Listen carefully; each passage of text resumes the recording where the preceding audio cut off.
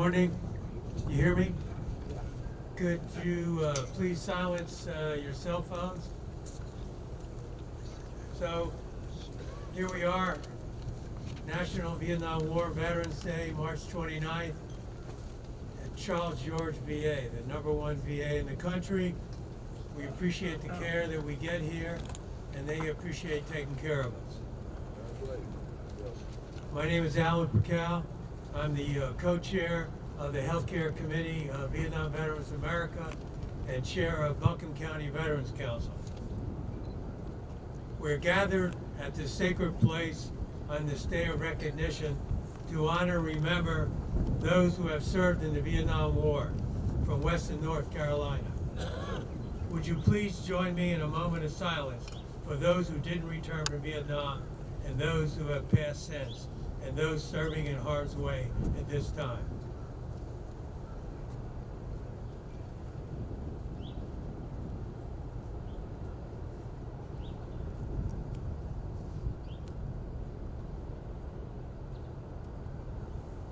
Thank you. I'd like to read a proclamation from the Governor of North Carolina to Vietnam veterans, wherever you are in the state. By the Governor, State of North Carolina proclamation. Whereas we honor the more than 3 million Americans who served in the Vietnam War and pay tribute to those who lost their lives, and reaffirm our dedication to showing a generation of veterans the respect and support of a grateful nation. And whereas Americans from every corner of our nation reported for duty during the Vietnam War, and we are grateful for their services and their sacrifices. And whereas we bear witness to more than 58,000 names, also the 165 names etched here from Western North Carolina, into 2 faces of black granite in our nation's capital, a lasting memorial to those who bore conflict's greatest cost. And whereas today we reaffirm one of our most fundamental obligations to show all who have worn the uniform of the United States the respect and dignity they deserve, and to honor their sacrifice by serving them as well as they served us. And whereas the state of North Carolina and the North Carolina Department of Military Veteran Affairs are grateful for the strength and service to our Vietnam veterans, we honor their proud legacy with our deepest appreciation. Now, therefore, I, Josh Stein, Governor of the State of North Carolina, do hereby proclaim March 29th, Vietnam Veterans Day, in honor of North Carolina, and commend its observance to all residents. Thank you, Governor.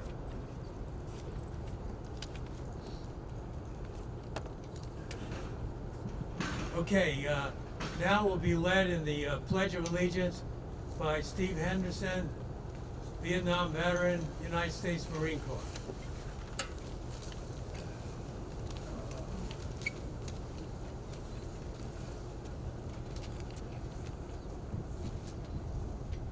If you're military or former military, you're allowed to keep your cover on if you tend to give a military salute.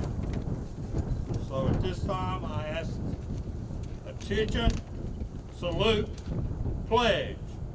I pledge allegiance to the flag of the United States of America and to the republic for which it stands, one nation, under God, indivisible, with liberty and justice for all.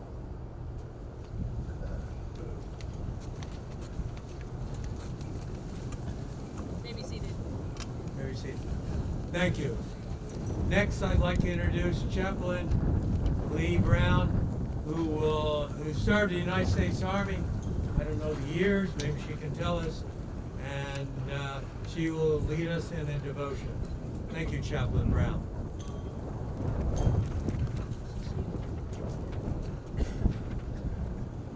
It was a very long time ago. I was 23.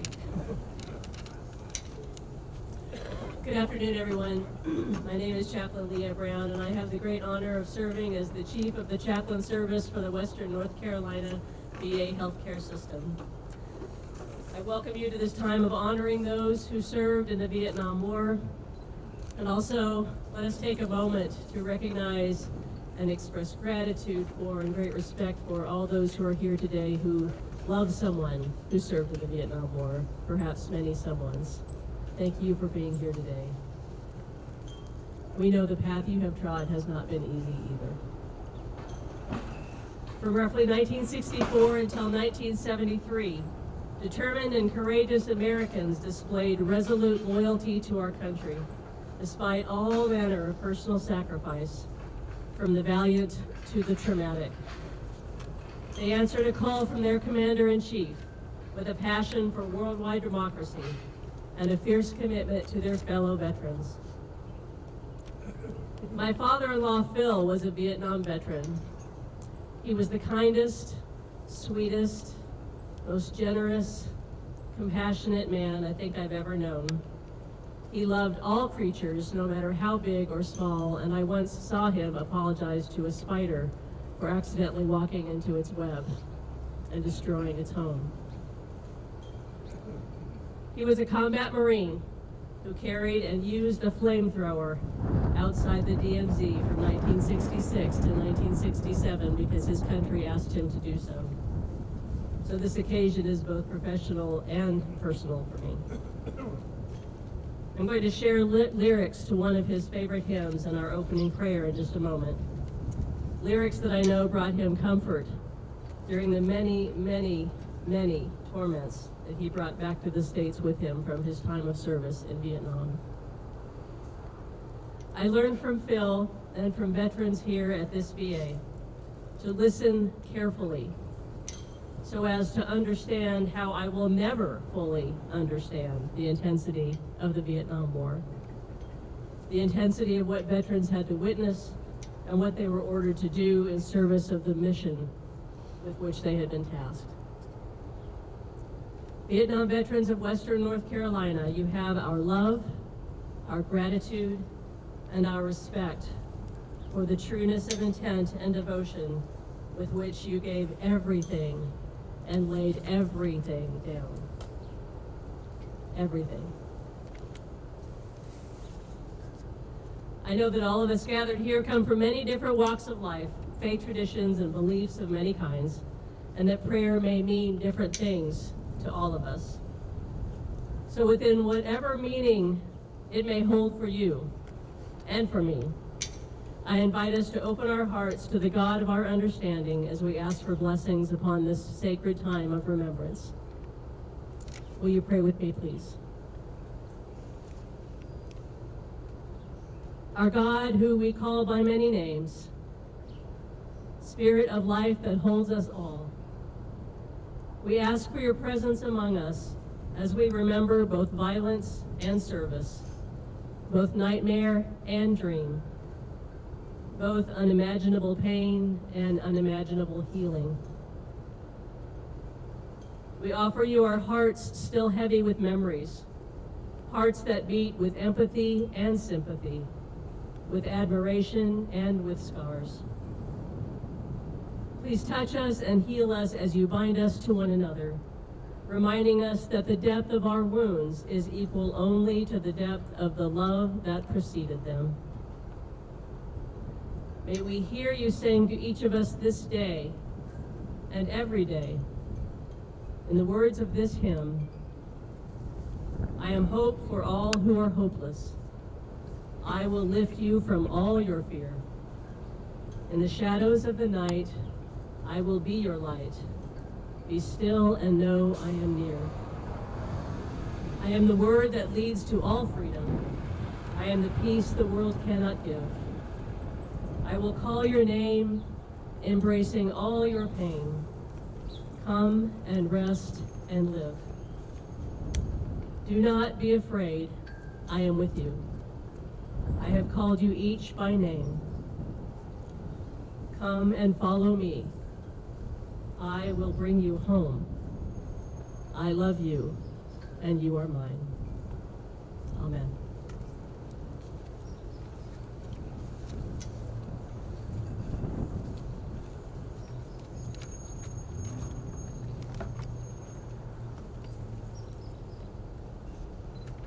Thank you, Chaplain Brown. Next, we'll hear from the Deputy Chief of Staff of Charles George VA. Again, I want to remind folks, one of the best VAs in our country. I never got care at the VA until later in my life, till I came here. But this VA, we can trust these folks in terms of the quality of the care they provide. So it's my honor to introduce United States Army, Dr. Douglas Huntley.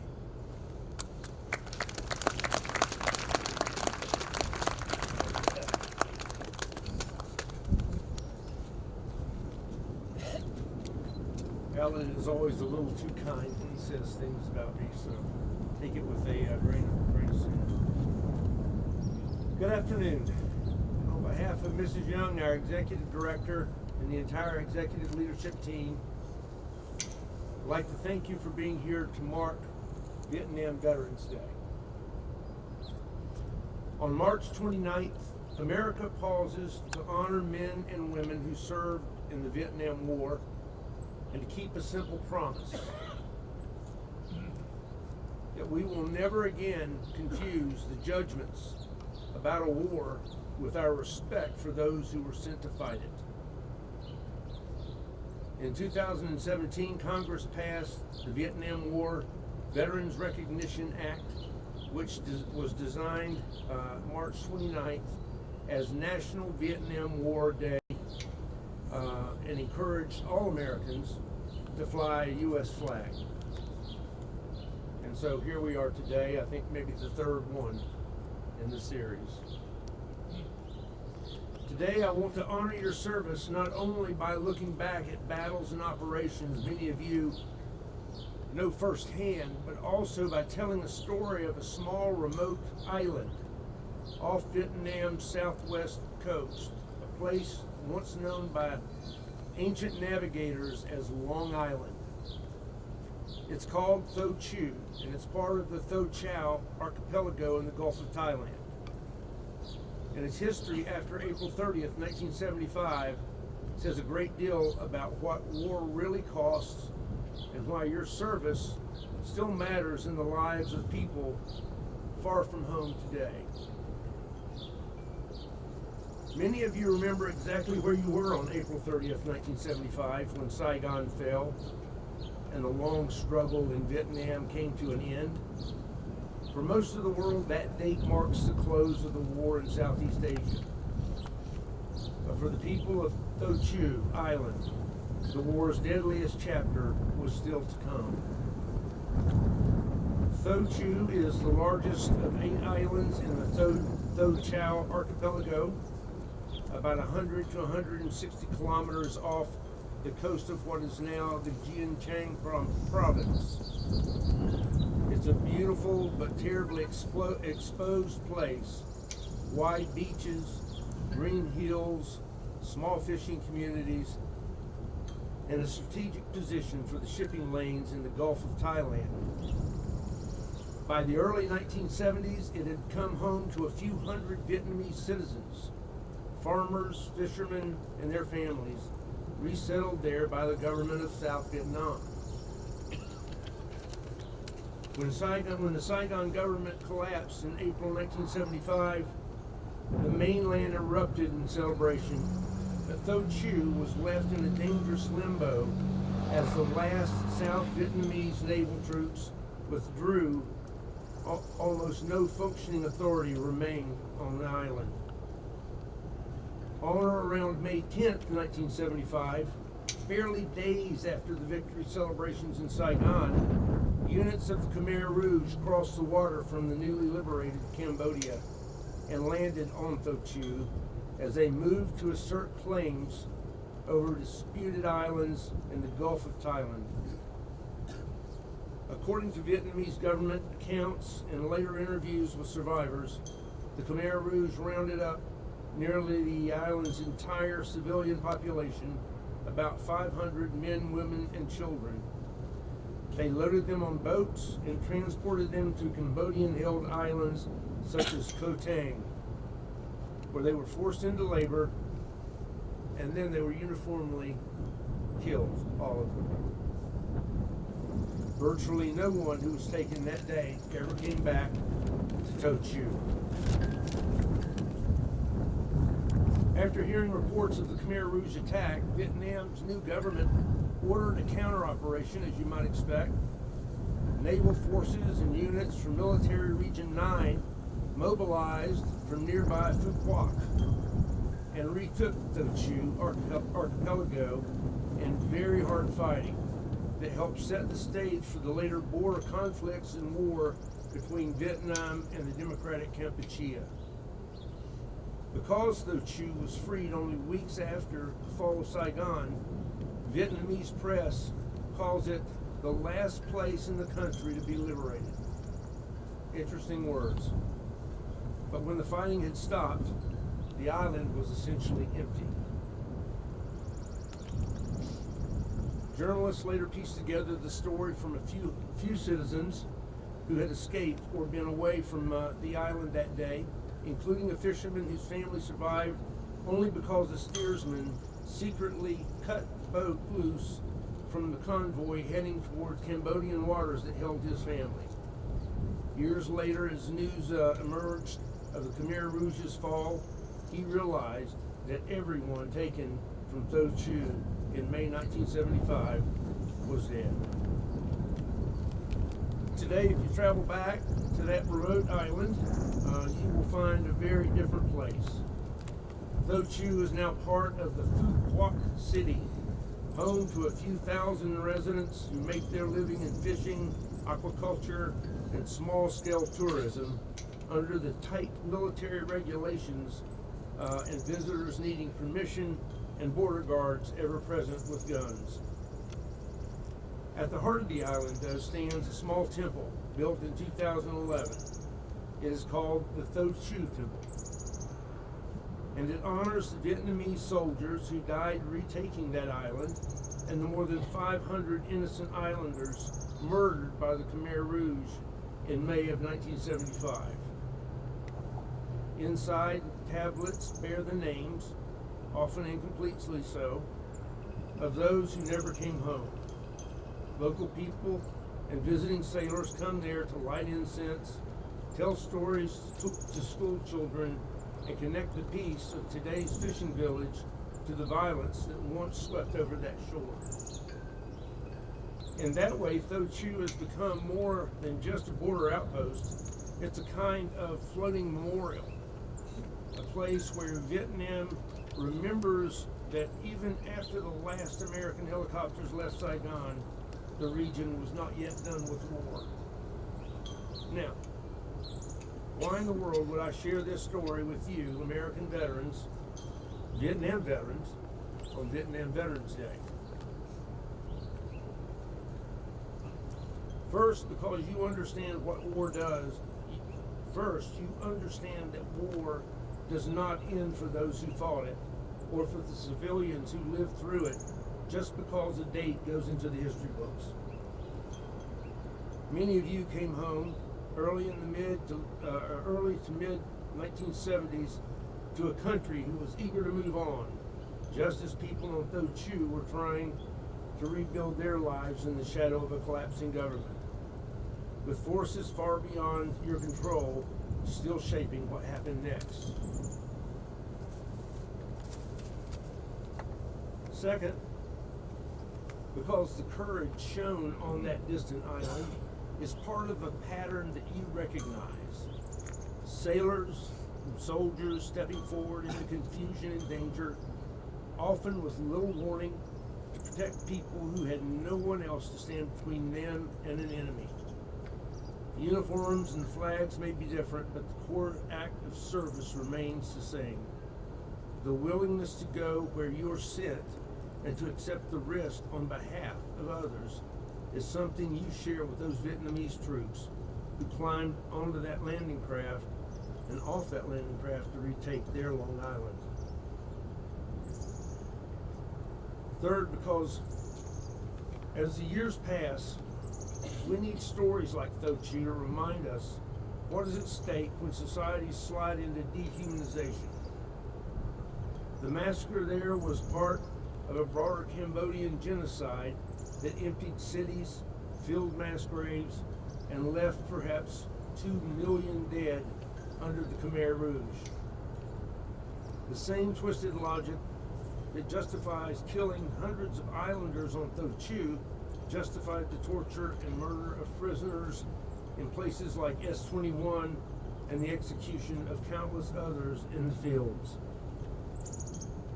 You served in a war where the lines were often blurred and civilians and combatants were hard to distinguish. You saw what happens when human beings are reduced to numbers on a map, statistics in a briefing book, and the story of Tho Chu reminds us that every casualty figure hides a real face and a real family. Whether those casualties were Americans, Vietnamese, Cambodians, or others. On this Vietnam Veterans Day, when our country has promised to recognize your service with enduring respect and everlasting commitment, I want to suggest one more way we can honor you. We can commit ourselves to remembering the full human landscape of war and the war that you fought. The Marines in the Highlands, the sailors on Yankee Station, the medics in makeshift clinics, the South Vietnamese allies, the civilians on the ground, the refugees who took to the sea, and the fishermen and families on a remote island called Tho Chu who were swept up in the war's final brutal ripples. When the law calls for the flag to fly every March 29th, it is not just a ceremonial gesture. It is a way of saying that the United States recognizes you as part of our national story. That your service in Vietnam is not a footnote. It's not a footnote, but a chapter. We are still learning how to read, and a chapter is bound up with the lives of millions of people across the Pacific whose histories unfolded alongside yours.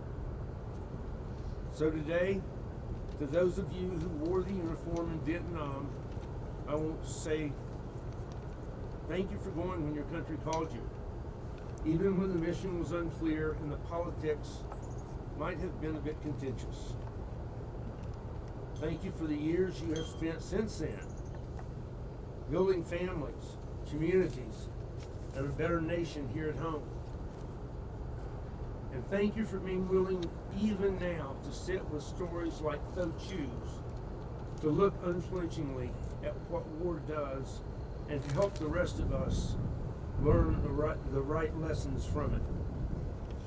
May we honor your service not only with medals and memorials, but with the hard work of remembrance, reconciliation, and care for those who still living with the scars of that war. American, Vietnamese, Cambodian, and beyond. On this Vietnam Veterans Day, may we keep the faith with you and with all those who never made it home. Thank you very much.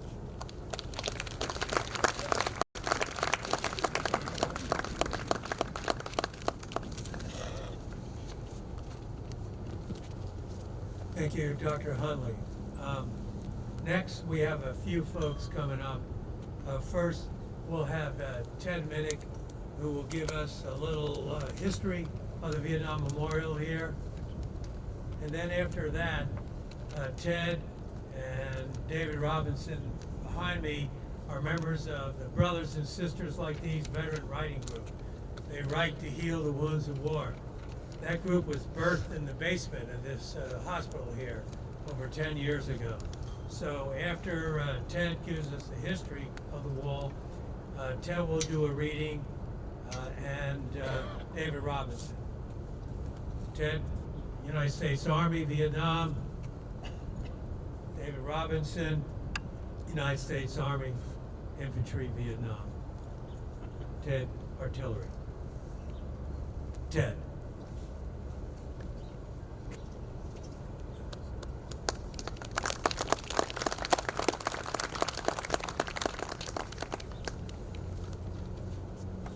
As Alan told you, my name is Ted Minnick. I belong to a group of individuals called the Vietnam Veterans of America, Chapter 124, Asheville, North Carolina. I would like the members of that chapter that are here, please stand. Be recognized because of the work you have done for this memorial.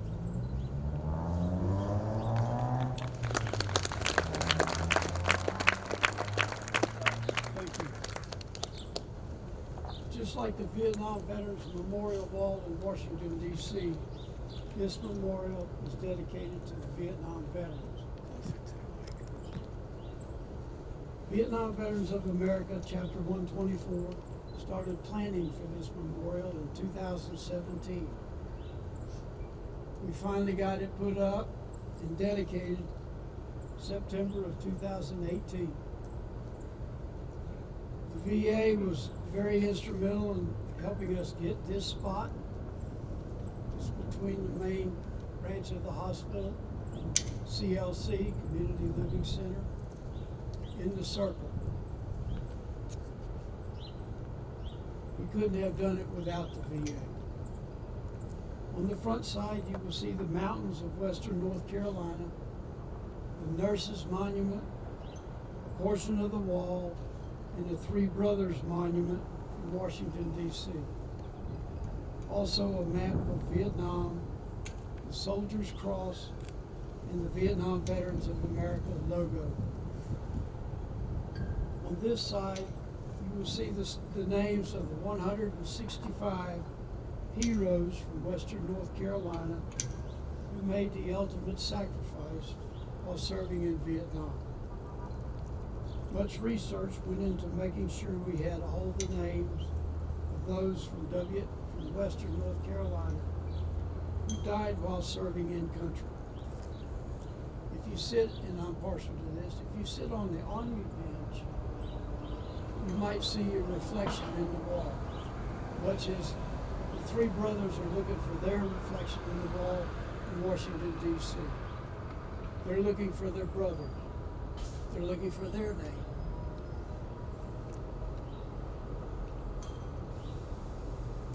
As you sit there,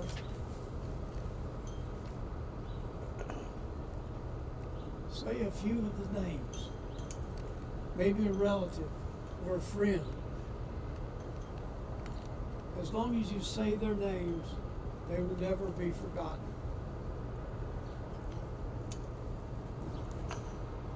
Again, my name is Ted Minnick.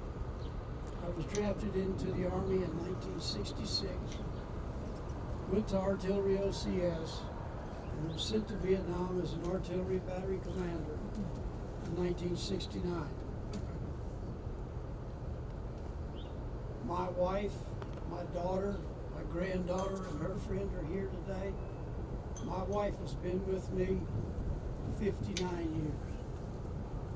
She was with me. She was with me when I went to Vietnam. We had a 3-month-old daughter that I left. Their sacrifice, I can't even imagine. But I do love them with my heart. I retired from the Army in 2006 as a lieutenant colonel.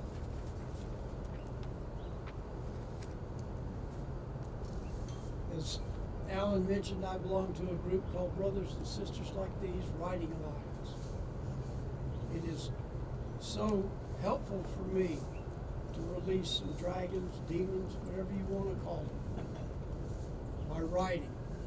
As Steve Henderson says, we all have a story to tell. And in war, there are no unwounded soldiers. Just a short piece before I read my piece.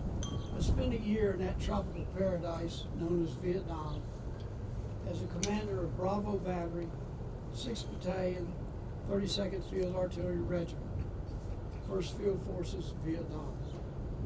Thank the Lord, I returned home in July 1970. I was determined to carry on with my life without the demons that others returned with. Didn't quite turn out that way. Finally, after some urging from my wife, Steve Henderson, became a part of the Brothers and Sisters Like These Writing Alliance and have been involved with this group for over 6 years now. It's hard to put into words how much this group of brothers and sisters have meant to me. To say they were a lifesaver is putting it mildly. My piece is entitled Ask a Veteran, a Vietnam veteran. This should resonate with each Vietnam veteran present.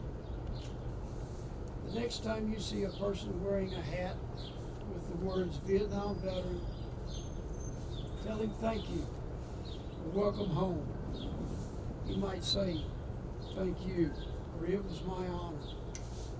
But be prepared for the glassy eyes, the 1,000-yard stare, and maybe some tears as he tells you he has been home over 50 years and no one has ever said that to him before. If you ask him when he was there, he might say 68, 69, 72. But be prepared for those glassy eyes, that 1,000-yard stare, and maybe those tears. As he says, just last night, sometimes every day. If you ask him what he did or what his MOS was, he might say he was a grunt, or a cannon cocker, or a medic, or maybe a truck driver. But be prepared for those reactions.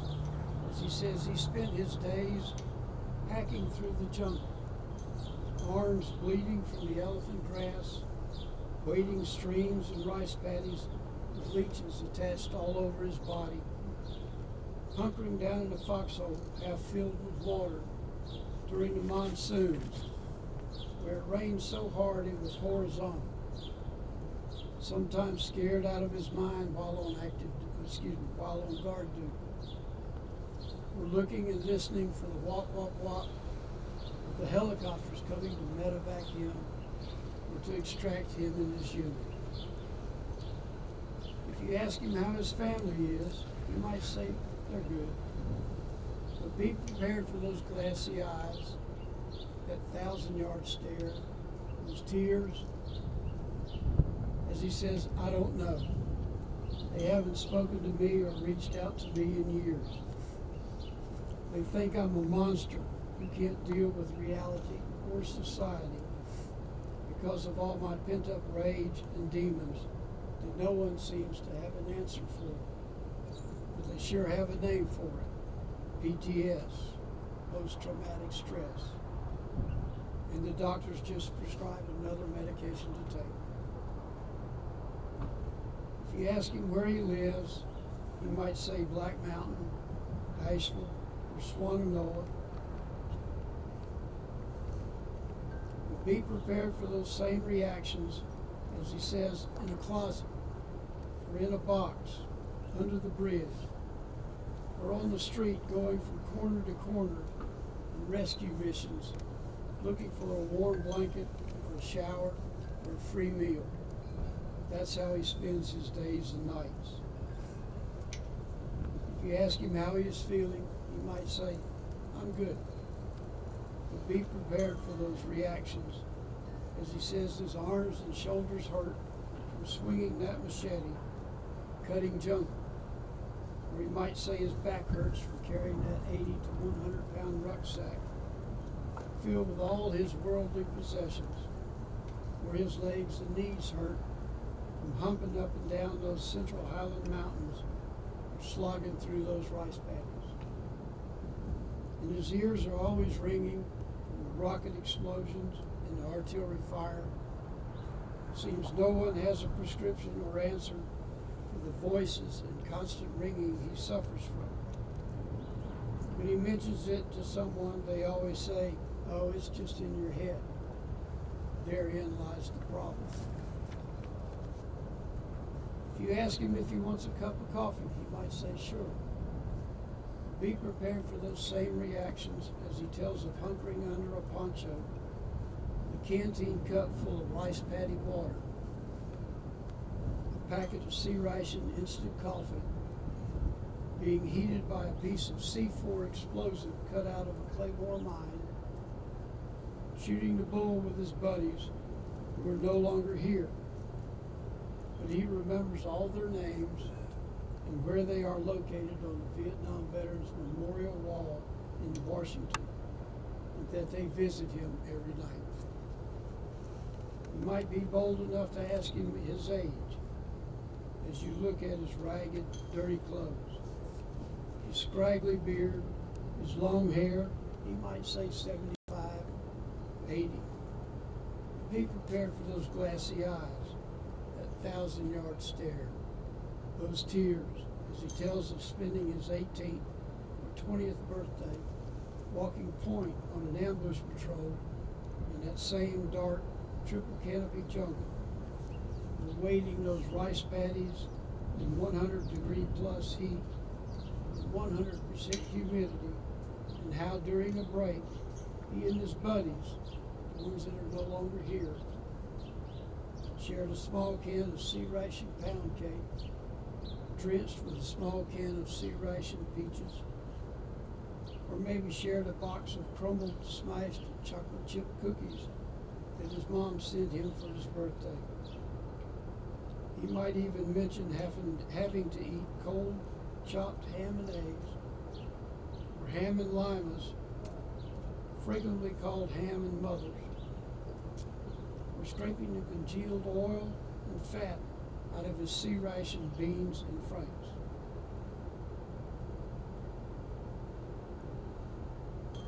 If you have this conversation with him, he might give you the short answers. Be prepared for those glassy eyes, that 1,000-yard stare, those tears, because you might be the only person that has taken the time to see him, to understand what he is talking about, or maybe who has lived those same horrors and experiences of combat. The one person who gets it. As you try to relate to this, consider this quote from Brian R.B. Napier, a Vietnam veteran and brother. There is no glory in war. There is no color. There is only shadows, darkness, and death. And it should be the will of all good men to find a solution whereby no man should ever cast those shadows of death upon another. And you might be the one person who really wants to know, and he finally realizes that, and he opens up about what he has been through in his life after the war, how he lived a lifetime during 1 year of combat in the jungles and rice paddies of South Vietnam. So when you take the time to actually see that veteran and ask all these questions, and those glassy eyes show up, that 1,000-yard stare shows up, and maybe those tears fall, he might finally tell the truth to someone who is the one person that has shown a genuine interest in what he has to say and what he has endured. Richard Boone Preston, a friend and fellow Vietnam veteran brother, once said, "Just beyond slumber, there still be dragons. And when the dragons come, call upon me, and we will fight them together." Welcome home, brothers and sisters.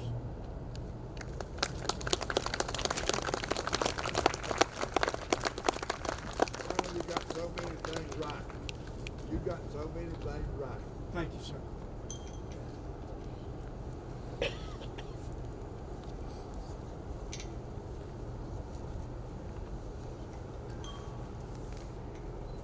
Hello, my name's David Robson.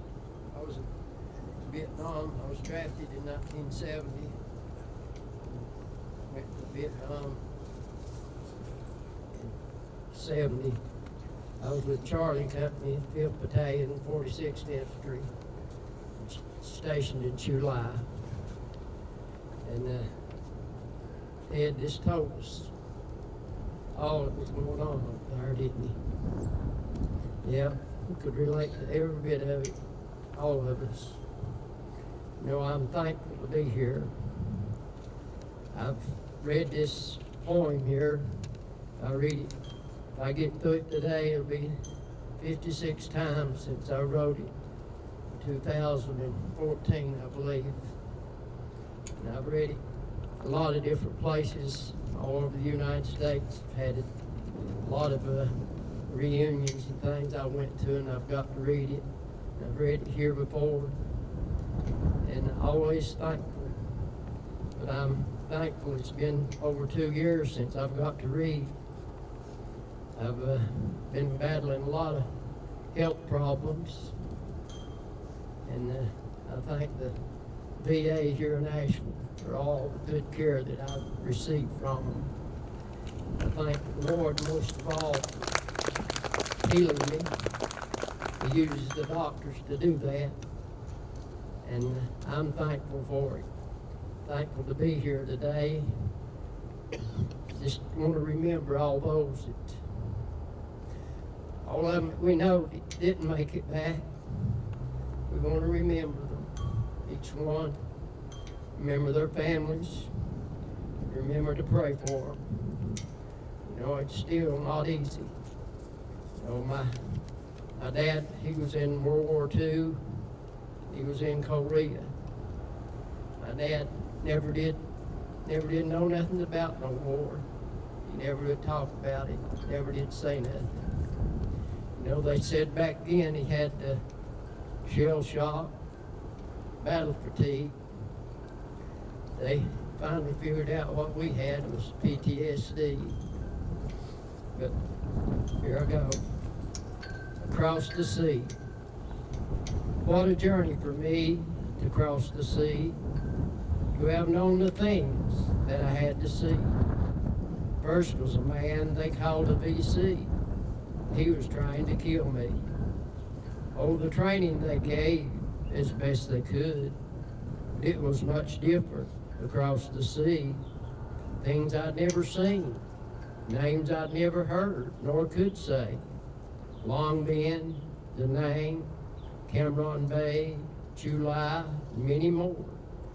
Frag, M79, M60, claymores, sea rations, gunships, choppers, far base, NVA. This was so different across the sea, especially for a country boy like me. Names of things like dust off, evacuation hospital, amputation, KIA, medevac. How those names scared me, because I knew there would be names of comrades, friends, buddies, and yes, brothers I would never see again. How sad we didn't have time to weep or mourn. We had to stay alert and on guard and pray there would be no more. There came the day I could go back over the sea. What a welcome sight this was going to be. Back to a land I call home. They would be so glad to see me. But when we landed on shore, there were people who acted like they don't like me anymore. I heard names I'd never heard before. Warmonger, baby killer, and more. I thought, no, I'm back across the sea. These things should be familiar to me. Then I thought, I'll forget it all. So I hid the reminders, the pictures, the uniform, the Ho Chi Minh sandals, and all the rest. I'll not talk of all I've been through, so it will go away. But the memories and dreams, they stay. And I started feeling I'm the only one this way. In 30 years or so, I heard about a reunion. First I thought, I don't want to go, but I decided I would, and so glad I did. It was mind-boggling and too hard to explain.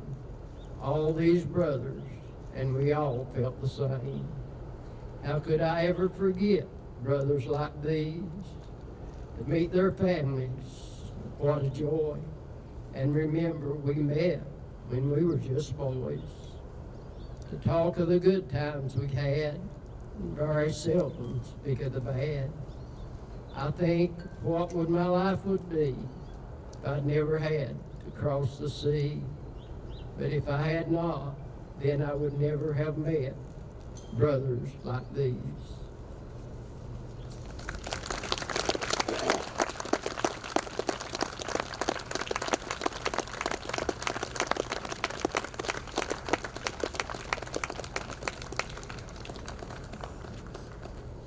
Thank you, Ted and David. I think us being here today provides meaning for those folks whose names are on the wall. In a sense, we live their lives, you know, and we hope we dedicate our experiences and what we do for our population, other veterans, for the life they were unable to live. Again, we appreciate your attendance today to honor those who served in the Vietnam War, and we hope you have a safe rest of the day and a safe and healthy year. Thank you for coming.